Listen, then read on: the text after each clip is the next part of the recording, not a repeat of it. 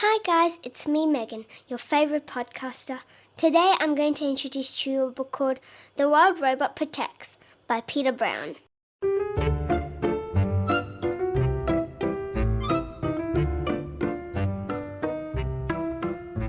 So this story starts when rumours of a tide called the Poison Tide arrives at Roz's Island when a sick seal is found on the shores because the seal got injured by the tide, as the tide is made of lots of sharp glass sort of metal material, and the seal got scratched with at its mouth, at its nose, and at its eyes. He couldn't see, and he's really sick. And the animals start leaving the island because of the poison tide, because they're really scared that they get injured like the seal. And Roz finds that she is not in danger of the poison tide when she finds out in the night when she went into a little river with a poison tide in it. She found out that the tide does not affect her body because her body is metal. She then finds out that people keep talking of the ancient shark, which they suspect is the only one who can stop the poison tide.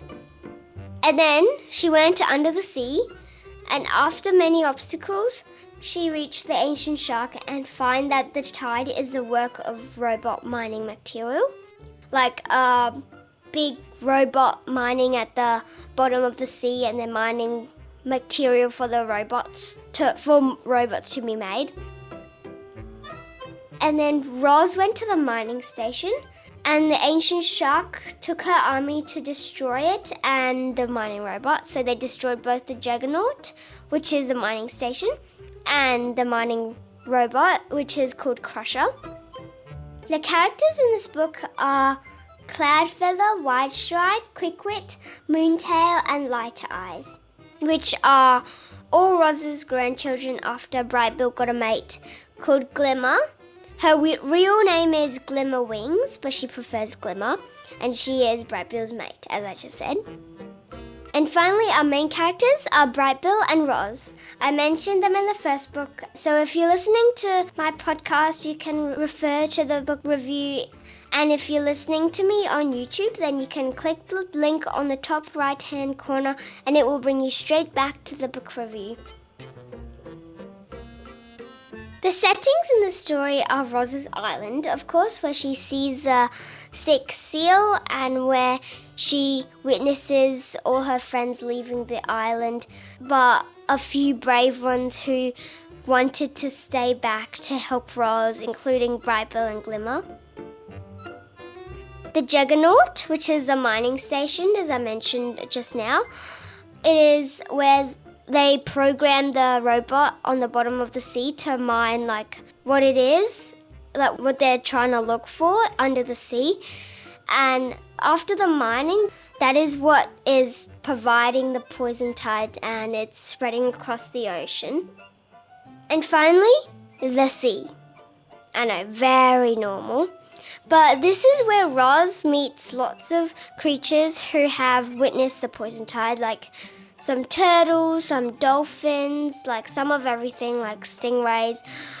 They had witnessed the poison tide, and they found that lots of people got sick and they got scratched by it because of the sick seal. It has rumours of the seal goes around lots of islands, and they heard about it even under the sea. I like this book the most out of the whole series, between The Wild Robot Escapes, and The Wild Robot Protects, which is the book I'm introducing to you right now.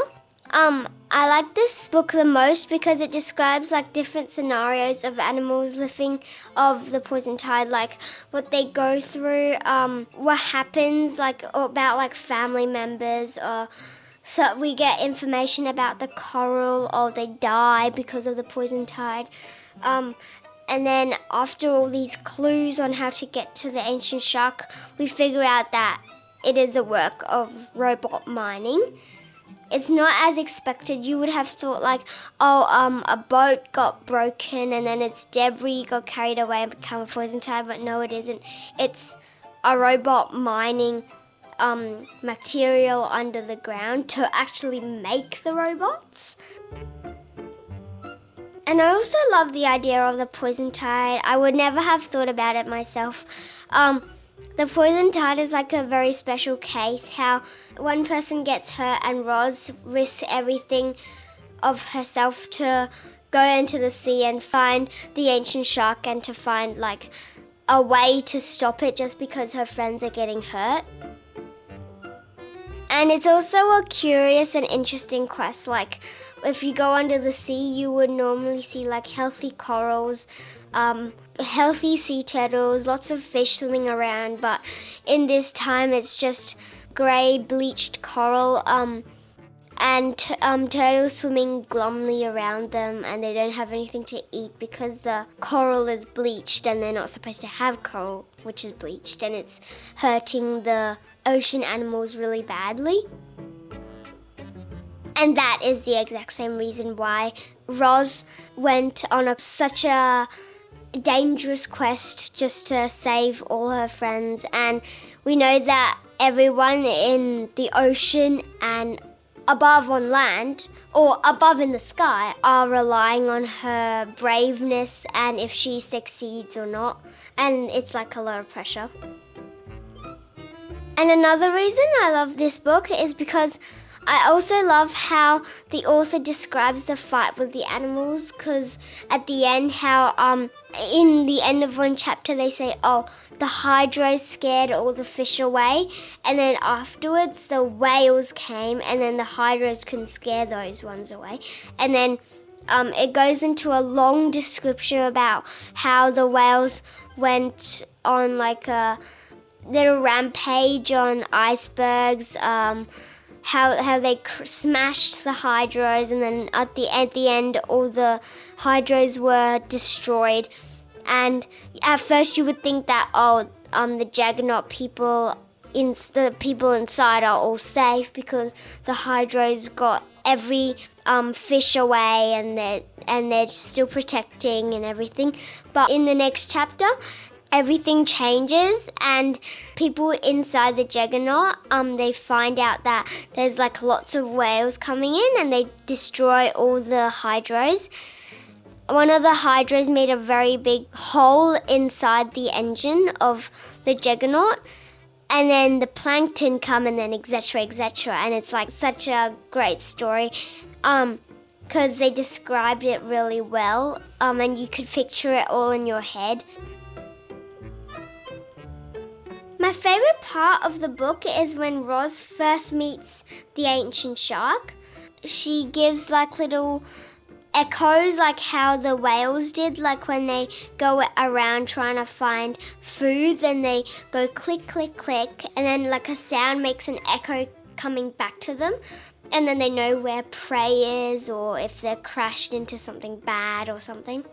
So after she did all those clickety-click noises, she made discovery that in front of her is a shark, and that shark is the ancient shark. She was blind, but then she knew who Roz was because she has lots of these like little companions, like animal companions in other parts of the ocean. So she knows her. And she knows that Roz is on a quest to stop the ancient shark.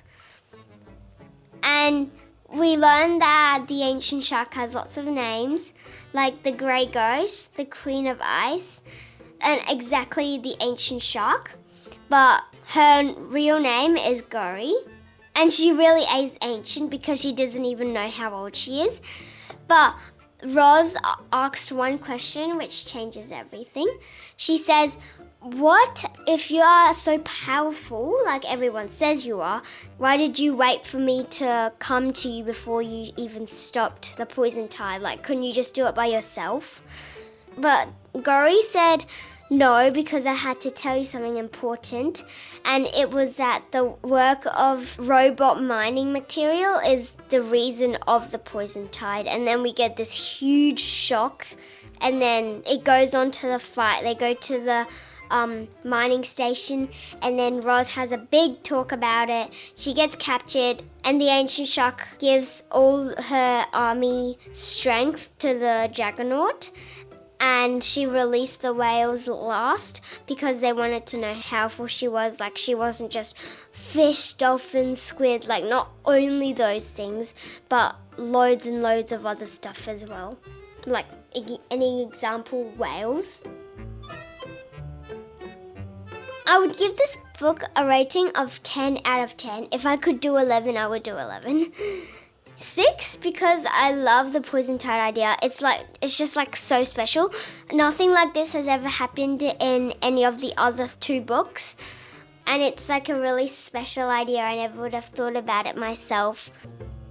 4 because I love Roz's experience under the sea, how she has like these little mini dialogues of that way is the ancient shark, or we stay clear of the of the poison tide, and if you want to stop the poison tide you should do blah blah blah. Like, they give lots of advice, and then after a lot of clues and a lot of confusement and obstacles, Roz finds the ancient shark and stops the poison tide after the helper robots come. In the end of the book, how they cleaned up every like debris or every tide, like every shard of metal that they find, they clear it up, and then at the end Roz's Island was healthy again. That was really cool too, because I would never have thought about the poison tide idea, like I said just now. It was really beautiful, and at the end, the kids, like the Brightbill's kids, they get to meet Roz for the first time, and they said, our names, it's okay to mix us up if you can't remember us. And then Roz says, well, you know the best thing about having a robotic grandmother?